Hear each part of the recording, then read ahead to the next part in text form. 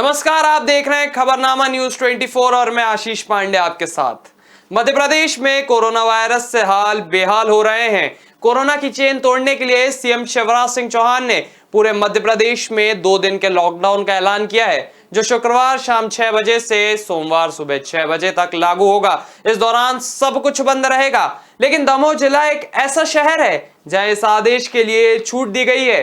शहर में लॉकडाउन होगा या नहीं, इसका फैसला जिला निर्वाचन अधिकारी लेंगे। इससे बड़ा सवाल यह उठता है कि क्या दमोह वालों को कोरोना वायरस का खतरा नहीं है।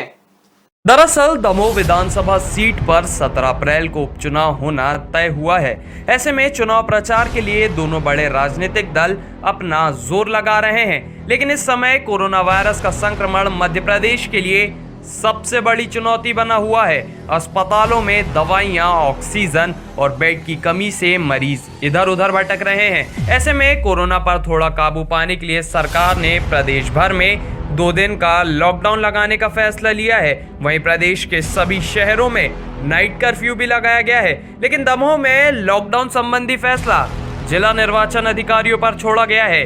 बड़े अचंभे की बात है। दमोह को छोड़कर पूरे प्रदेश में नाइट कर्फ्यू और 2 दिन का लॉकडाउन है। शिवराज सरकार के इस फैसले पर अब कांग्रेस पार्टी हमलावर हो गई है।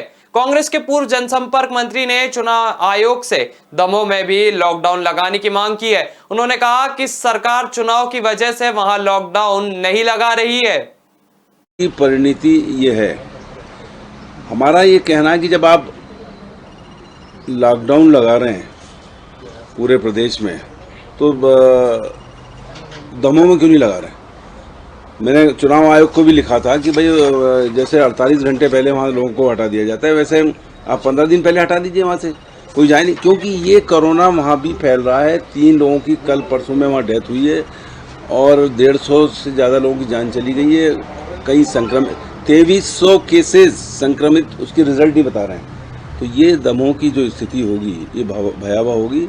इसलिए चुनाव आयोग से भी मांग है कि वो प्रतिबंध लगाए और सरकार से भी कि वहाँ पे भी लॉकडाउन लगाए, जैसे सभी नगर पालिका और नगर निगम क्षेत्रों में आपने लॉकडाउन लगाए, क्योंकि वहाँ के लोगों की जान भी कीमती है, वो उनको भी बचाया जाए। दूसरी, अस्पतालों में बेड नहीं है। लगातार मुख्यमंत्री और सरकार कह रहे हैं कि बेड का इंतजाम करेंगे। कब करेंगे? एक तरफ तो शिवराज सिंह जी सबको मास्क लगाने के लिए और घरों में रहने की अपील कर रहे हैं पूरे प्रदेश में, और दमोह में चूंकि चुनाव है तो वो लोगों को अपील कर रहे हैं कि आप घरों से बाहर आ जाइए, भारतीय जनता पार्टी को चुनाव जिताइए और भारतीय जनता पार्टी का चुनाव लड़ा रहे हैं। जनता त्राहीमाम है। आपने अव्यवस्थित और बिना योजना के सरकार काम कर रही है। अव्यवस्थित लॉकडाउन लगा, लोगों को भारी परेशानियों का सामना करना पड़ रहा है। सरकार इसी काम को 5 दिन पहले लोगों को जानकारी दे सकती थी। रेमडेसिविर इंजेक्शन हो, अस्पतालों में बेड हो, ऑक्सीजन हो, इसकी भारी कमी है, क्योंकि सरकार ने इसकी पूर्व में कोई योजना नहीं बनाई थी और इसी कारण लोग त्राहीमाम में परेशान है। वैक्सीनेशन और टेस्टिंग भी अव्यवस्थित है और जो जितनी आज आवश्यकता है उस आवश्यकता के अनुरूप नहीं हो रही है।